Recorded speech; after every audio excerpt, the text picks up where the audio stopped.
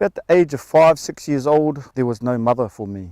There was no father either. And when I did meet my mother, it was in her coffin, and I was 16 years old. As a Māori in this country, you feel like you are like, well, what do you say? You're just, yeah, you felt like you were the scum of the earth. You wanted to be a white man. But me, I'm not white, so therefore you feel lost not having your culture. These are the things that some of us grew up with, not having our culture with us. For me, it was a hole in my life because I never had the respect of life itself. Didn't enjoy staying in different homes and stuff like that, people's houses. Didn't like watching people celebrate other kids' birthdays while you just watch in the corner, stuff like that. Me and my brother were pretty much shunted to the side all the time. Yes, we'd get a towel and a pair of undies and a socks at Christmas, but you know, you had children opening up remote control cars, you know, the works, bicycles. So therefore, it was a bit of a hard upbringing for me, and this is life for some of us in Aotearoa, New Zealand. Angry wasn't the word, I think it was loss, because when you're lost, you're angry all the time, you know, you don't have no respect, everyone's an asshole, you know.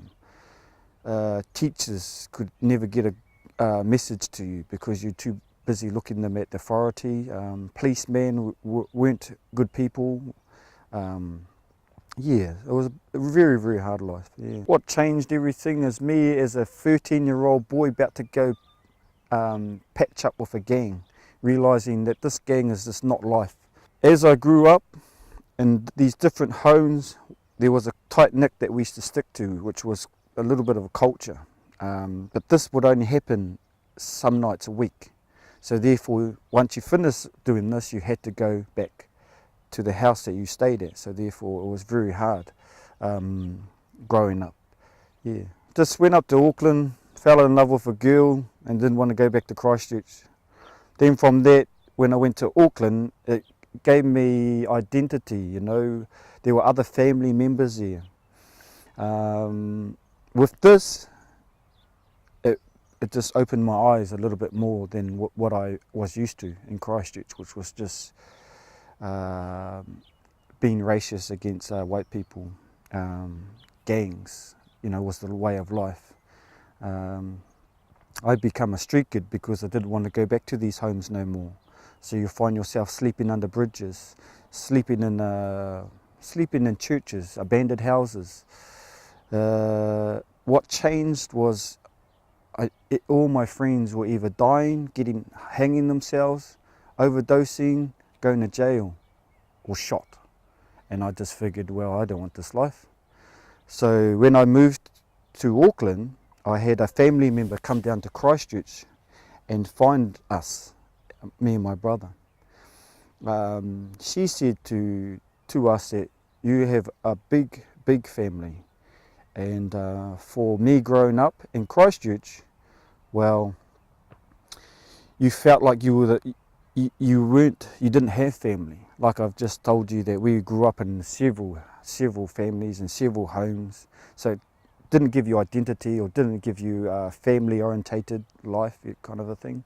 So my thing was, yeah, what changed it for me wanting to be a gang member to what I know now was the influences of my friends. I have quite a few friends in Auckland that gave me the lessons of life itself, which was respect. I didn't have any respect in Christchurch, so therefore everything I just stole, pillaged, raped, everything, you know. I had no respect. So I get to Auckland, fall in love with a girl, then wanted to go back to school because I was not at school at the age of 13. At the age of 11, I think I left school. I did a couple of attempts at school, but just no respect. So I went back to school in Auckland, Massey High in West Auckland. And there I met a man called Manu Korewha and James Titan, Jason Black, Jason Pahi. So these are men that were chiefly very strong-minded Māori men. Now that was very appealing to me because all I knew was a patch is a strong and staunch way of life. But these men weren't wearing any of that stuff. Yet they could stand on their own feet, speak in front of 1 million people with no hesitant whatsoever. They could wield a weapon like Bruce Lee. They were healers, they were astronomers, they were astro travelers. So this was appealing to me then, gang. So I immersed myself in these men's life. 4 years later, I have a partner, I get a partner, and she tells me, you can't go over to your friend's house no more, you have to sleep on my couch. So things change. I'm 21 now. I had my first child at 23, which is quite strange for me, because we're supposed to, in our culture, we find that most of our young people are having children at a early age, 13, 14, 15, 16, 17. I don't know what it was, but I just never had any children at that age. So that's what happened when I got to Auckland. It gave me a different insight in life. I don't want to be a gang member. I want to be a chief in my own eyes. Yeah. There's 3 types of Māori in New Zealand, Aotearoa. You have us that grew up in the wrong way, gang influences. You have others that grew up in their culture.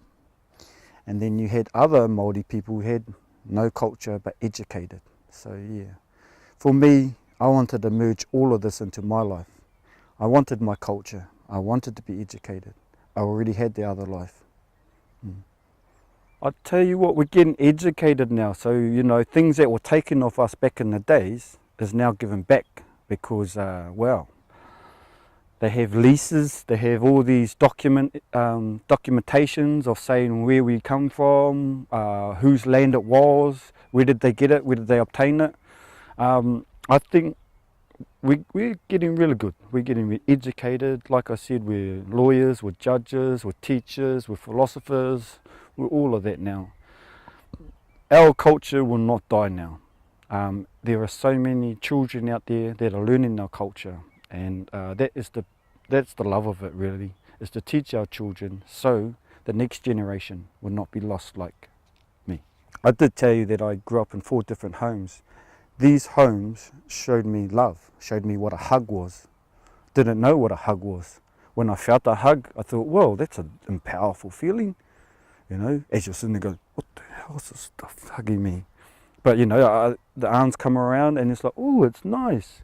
So therefore, because I told you, I met my mother in the coffin. So therefore, you got love, which is the greatest thing in this earth, is love. And for us Māori people, you don't have love, you're very, very lost. I think, and I know, that what Māori people should do is teach the world, and this is what they should teach them, that this land that they stand on is not their land. You can never own something that can never be owned. We believe, as Māori people, we are guardians of this land, so we need to look after her. If the world knew that they should look after this land, then they will be better off. Too many people say, I brought this is my land. I brought that is my land. So therefore there's no sharing because it's all fenced off, everybody's segregated because this part of this land is theirs. But for us as Māori people, you don't own land. You are just the guardian to look after it. So what can us Māori people give to the world? Let them know that don't you push that family out. You shouldn't shoot that person because he's a different race. You should treat people how you want to be treated, with respect and love. When white men come to the shores, we give them a fire to keep them warm. We give them clothing to keep them warm, food to nourish them. Now they are selling that same land to us and that fire and that food. So therefore, what's turned around is like we got the wool pulled over our eyes. If we give you this, they will take it all. And that's what pretty much happened for us. The difference now is we're taking back. Well, it's not about taking back. We just being an ownership of our land, you know, of our guardianship. Just like I told you before, my last words will be to you that Māori. Translate Māori means pure genetics of a human being. If you're not Māori, then you're an alien. We as Māori people believe that all humanity are our brothers and sisters.